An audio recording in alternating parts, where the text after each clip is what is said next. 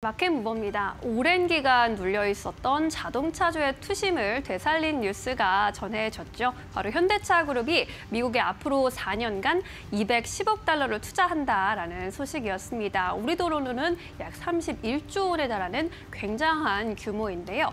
현재 현대차 그룹은 현대차와 기아 측에서 조지아와 엘라베마의 공장을 보유하고 있습니다. 그런데 이제 루이지애나 쪽에 현대제철을 필두로 하는 제철소를 건설할 예정인데요. 이렇게 루이지애나에 설립되는 현대제철을 필두로 하는 제철소 건설에 투자 금액이 또 사용될 것으로 보이고 있습니다. 이러한 투자를 두고 상상인 증권에서는요, 미국의 판매 대수 60%에 달하는 관세 리스크를 해소할 것으로 기대했습니다. 뿐만 아니라 신한투자증권에서는 관세 리스크 해소에 더해서 기술의 주도권을 확보하고 혁신의 역량을 강화하는 측면에서도 또한 긍정적이다라고 평가를 내놓기도 했습니다. 이렇게 이야기를 하면서 완성차보다는 부품주 쪽으로 앞으로는 주가 상승력이 더 강할 것이다라는 전망을 내놓기도 했는데요. 현대차의 이러한 직접 투자 소식에 수혜를 기대해 볼 수 있는 자동차 부품주 옥석을 한번 가려보도록 하겠습니다. 먼저 현대차, 기아에 납품을 좀 하고 있으면서 현지 진출이 가능하고 현대차 그룹이 또 인도 진출도 탄력을 가하고 있는 만큼 인도의 동반으로 진출할 수 있는 모멘텀을 갖고 있는 기업들이 9가지로 좁혀볼 수가 있습니다. HL만도와 화신, S&T 모티브, 서현이화, 한온시스템과 현대위아, SL과 현대모비스, 코리아 FT가 포함이 되는 상황인데요. 실적도도 중요하겠죠. 대신증권에서는 1분기에 실적 가시성이 보이는 기업들로 이 9가지 기업 안에서 SL과 현대모비스, S&T 모티브를 콕 집어서 또 이렇게 언급하기도 했습니다. 그리고 또한 다운투자증권에서는 SL이 헤드램프와 관련해서 단독 공급이 가능한 생산 거점을 보유하고 있다는 점에 주목하기도 했습니다. 그리고 여기에 더해서 다른 분야로도 확장이 가능한 개별 모멘텀을 보유하고 있는 종목들도 바라볼 수 있을 텐데요. 먼저 로봇 쪽 모멘텀으로는 현대모비스가 물류 쪽, 현대위아가 협동 로봇, S&T 모티브가 부품 쪽에서 강할 것으로 보입니다. HL만도는 주차 로봇으로 승부를 볼 것으로 보이는데 특히나 로봇 하드웨어의 모멘텀이 강한 기업들로 주목해 볼 수 있겠다라는 의견들 나타나고 있고요. 또한 자동차 업계에서는 현대차와 GM의 협력에도 주시를 하고 있는 상황이죠. 앞으로 협력이 더 가시화되게 된다면 엔진과 변속기를 제외한 모든 부품을 공급할 것으로 보이는 현대모비스의 수혜가 가장 클 것이라는 의견이 나옵니다. 그리고 하이브리드 쪽으로도 협력이 조금 더 확대되게 된다면 S&T 모티브도 함께 수혜주로 꼽힐 것이다라는 의견들 제시되고 있는 상황입니다. 결국에 이 세 가지 모멘텀을 모두 종합해 보자면요. 현대모비스와 S&T 모티브가 세 가지 모멘텀을 모두 보유하고 있는 기업이라고 볼 수 있겠고요. 현재 대신증권과 다울투자증권에서는 SL을 탑픽 종목으로 선정하고 있는 상황입니다. 다만 이번 주 들어서 자동차주, 자동차 부품주의 주가가 내리 상승세를 나타난 만큼 조정이 좀 숨고르기 측면이 나타날 수 있다는 점은 유의하시면서 접근해 보시는 것이 좋겠습니다. 이렇게 자동차 부품주 안에서 옥석 가리기 도와드려봤습니다. 지금까지 마켓무버 함께하셨습니다.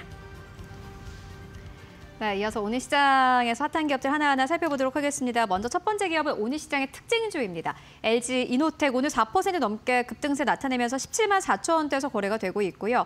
이 기업도 역시나 마찬가지로 보니까는 주가가 최근 들어서 급하게 좀 올라온 측면이 있습니다.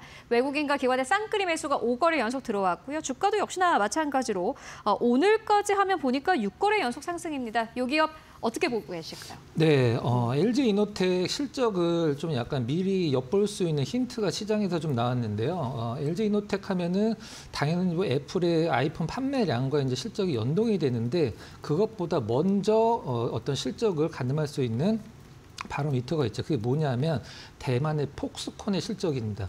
대만 폭스콘 실적이 좋아지면 LG 아이폰을 많이 만든다라는 뜻이고 그러면 LG 이노텍이 당연히 이제 실적이 좋아진다는 뜻인데 2월 달에 대만 폭스콘 실적 보면은 이게 가능한가 싶을 정도로 완전 어닝 서프라이즈가 나왔어요. 그것 때문에 지금 현재 LG 이노텍의 1분기 실적을 시장에서 상당히 좀 긍정적으로 보고 있는 것 같은데 지금 이제 LG 이노텍이 애플과 관련돼서 뭐 카메라 모듈이나 이런 것들도 사실 뭐 오래된 재료긴 합니다만 당연히 이제 어떤 캐시카우를 갖고 가는 거고 LG 이노텍이 지금 전사적으로 좀 약간 노력을 기울이고 있는 부분이 바로 FC BGA라는 건데 제가 과거에 이제 심텍 한번 설명드릴 때 FC BGA를 한번 설명을 드렸었는데 심텍이 안 한다고 이제 말씀을 드린 거죠. 지금 삼성전기, LG 이노텍, 이 FC BGA의 기판에 지금 심혈을 기울이고 있는 상황인데 이게 뭔지 잠깐 설명을 드려보도록 할게요. 엔비디아가 이제 GPU 만들 때 쓰는 기판이라고 생각하시면 될 것 같은데 메인 칩이 있고 그다음에 밑에 메인 기판이 있으면 우리가 보통 이미지를 많이 보셨을 거예요. 칩보다 약간 넓은 기판이 있습니다. 그 밑에 메인 기판이 있고 그러니까 한마디로 메인 칩과 기판을 연결하는 중간 기판인데 이게 상당히 고부가가치 기판이죠. LG 이노텍이 이쪽을 굉장히 키우겠다라고 이제 공언을 계속적으로 하고 있는 상황인데 삼성전기는 좀 먼저 시작을 했죠. 그래서 삼성전기 쪽에서는 현재 AMD를 이 볼그레이드 어레이 기판의 메인 고객사로 좀 삼고 있는 상황이고 LG 이노텍이 이제 막 시작했는데 이것과 관련돼서 사실 매출이 상당히 좀 미미한 수준인데 현재까지는 오히려 그게 더 좋을 수도 있는 부분인데 LG 이노텍 쪽에서 밝히기로는 미국의 어떤 GPU 기업과 지금 양산 관련된 제품을 양산을 하고 있다라고 밝혔는데 미국의 이제 GPU 기업이 뭐가 있을까요? 딱 두 개밖에 없죠. 실질적으로는 엔비디아랑 AMD 두 개가 있을 텐데 AMD는 현재 지금 삼성전기가 하고 있고 그러면 엔비디아 쪽이다라고 하면은 일단은 뭐 테스트 물량 쪽으로 좀 약간 생각을 하시면 될 것 같아요. 이 부분이 LG노텍의 향후의 어떤 주가의 어떤 방향성 크게 판가름할 수 있는 가장 중요한 부분이 이 기판이라고 생각하시면 될 것 같고. 일단 그 아이폰의 카메라 개수가 늘어날수록 LG 이노텍은 돈을 많이 버는데 올해 이제 언제 나올지 확정은 안 된 것 같은데 올해 하반기 아니면 내년 초에 이제 그 애플 에어라고 현재 애플보다 굉장히 얇은 그 애플 아이폰이 나오거든요. 이제 삼성 갤럭시에서도 곧 출시를 앞두고 있는 상황인데 거기에 지금 카메라가 모듈이 하나밖에 안 들어간다라고 해요. 그 부분들은 조금 그 LG 이노텍의 입장에서는 좀 약간 단점이라고 보시면 될 것 같고 과거에 이제 LG 이노텍이 애플의 카메라 모듈을 거의 이제 솔벤더로 작용을 했다라고 하면은 지금은 이제 중국의 써니 옵티컬이라고 경쟁을 많이 하고 있거든요. 좀 약간 뭐 부정적인 얘기긴 합니다만은 지금 LG 이노텍이 중국의 써니 옵티컬 대비해서 좀 약간 마켓 시어가 점점 줄어들고 있는 상황이에요. 그리고 이 부분들을 좀 LG 이노텍이 타기를 한다라고 하면 방금 이제 앵커께서 말씀해주신 지금 외국인 기관 5일 연속 동시 순매수는 상당히 좋은 부분이거든요. 그래서 주가적인 흐름도 거의 바닥권을 형성하고 있기 때문에 나름대로 상당히 좀 매수하기에는 적절한 가격이 아닐까 수급 같이 보시면 될 것 같습니다. 뭐 우려 포인트는 있는데 그럼에도 불구하고 오히려 상승 여력을 볼 만한 포인트가 더 많다. 이렇게 정리해 보도록 하겠습니다.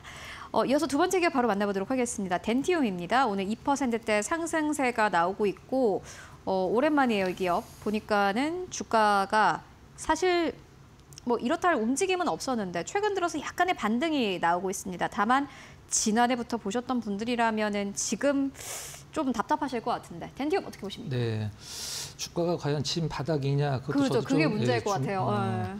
궁금한데 사실 우리가 뭐 중국 경기 부양 활성화 관련주 하면 우리가 보통 뭐 과거에는 뭐 화학이나 조선 이런 것들 꼽긴 했습니다. 지금 화장품을 많이 꼽는데 당연한 얘기는 합니다만 이제 덴티움, 이제 임플란트 역시 중국 경기 부양과 관련돼서 상당히 연관성이 있는 기업이거든요. 그래서 중국이 경기 부양책을 써서 아직까지 중국이 경기가 뭐 살아나고 있다라는 얘기는 없긴 합니다만은 이제 가격적인 부분에서 오스템이 이제 시장에서 아웃이 됐기 때문에 덴티움이 이제 임플란트 관련주로서는 상장되어 있는 기업 중에서는 이제 대장주죠.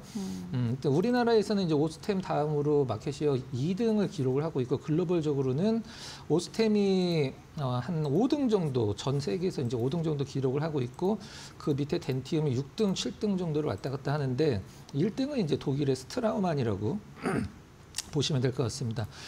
이 중국 쪽 매출이 거의 전체 매출에 이제 덴티움 같은 경우는 만약에 100을 팔았다라고 하면 70 거의 80에 가까운 금액이 해외 쪽 매출이고 그 중에서 이제 50이 이제 중국 쪽인데 그만큼 중국 시장의 현재 상황이 중요한 상황이죠. 과거에 덴티움이 중국 쪽에서 매출을 굉장히 잘 냈을 때 중국 특유의 이제 제도가 있어요. VBP라고. VBP가 뭐냐면 정부에서 이런 이제 그 일상생활에서 꼭 필요한 물건들을 대량으로 구매를 합니다. 그래서 이제 그걸 이제 배분을 하는 건데 임플란트도 이제 VBP에 속해 있죠. 이제 중국에서 뭐 각국의 어떤 그 스트라우만이나 이제 뭐 덴티움이나 오스템 같은 기업들한테 이제 가격이랑 이런 것들을 좀 제출을 받아서 가장 좀 합당한 임플란트 회사를 골라서 이제 대량으로 구매를 한꺼번에 해서 그거를 각 치과한테 이제 분배를 해주는 건데 이게 나왔을 때 덴티움이나 오스템 실적이 굉장히 좋았었어요. 그럼 그게 이제 1차는 끝났고 2차가 언제 하냐면 좀 약간 시간은 길게 남아 있는데 내년 초에 한다고 합니다. 내년 초 26년 초에 한다라고 하는데 그럼 26년도 초에 한다라고 하면 이거를 굳이 지금 볼 필요성이 있냐? 제가 이제 보는 덴티움의 관점은 일단 중국 쪽은 지금 이제 더 나빠질 건 없고 러시아나 유럽 쪽에서 어떤 매출이나 이런 것들이 상당히 좀 좋아지고 있는 상황이거든요. 이제 유럽 시장이 작년만 하더라도 한 36% 정도 성장을 했거든요. 아무래도 이제 유럽은 임플란트 전 세계 1위라고 할 수 있는 독일의 스트라우만의 본거지라고 할 수 있는데 그쪽에서 이제 덴티움이 한 36% 정도 성장을 했다라는 것은 어떤 뭐 경쟁력이 있나요? 가격 경쟁력이 있는 걸까요? 제가 이제 저도 임플란트를 최근에 하나 했는데 이제 치과 선생님한테 여쭤봤어요. 그랬더니 치과 선생님 이런 말씀 하시더라고요. 부모님한테 해드릴 때 가장 싼 거 해드린다고 이제 큰 차이 없다라고 하시더라고요. 근데 뭐 여러 가지 문제가 좀 뭐 장단점은 있겠죠. 근데 최근에 이제 덴티움 기사를 검색을 해보시면은 베트남 얘기가 굉장히 많이 나와요. 그래서 전 세계에서 임플란트를 가장 많이 하는 나라가 우리나라거든요. 이제 유럽이나 미국 쪽은 그렇게 많이 하진 않는다라고 하는데 이 베트남 쪽에 이제 덴티움이 굉장히 좀 약간 힘을 주면서 드라이브를 좀 걸고 있는 느낌 이런 부분들도 이제 미래의 성장 동력이다라고 보시면 될 것 같아요. 차트를 좀 잠깐 월봉 사실 차트로 이게 VBP 얘기 나왔을 때 주가가 뭐 그것 때문에 간다라는 네. 의견도 나왔었고 이게 악재다라고 얘기하셨던 분들도 있는데 단가가 좀 싸지니까 그렇죠. 네. 그래도 뭐 그 매출적인 측면에서 상당히 좀 도움이 된다라고 하더라고요. 자, 일단 덴티움 월봉 차트를 보도록 하겠습니다. 최고점은 22년도에 23년도에 찍었던 가격이고요. 그때 한 8만 원 정도 갔다가 지금 현재 6만 9천 원 정도, 7만 원 채 안 되니까 굉장히 주가가 많이 빠졌죠.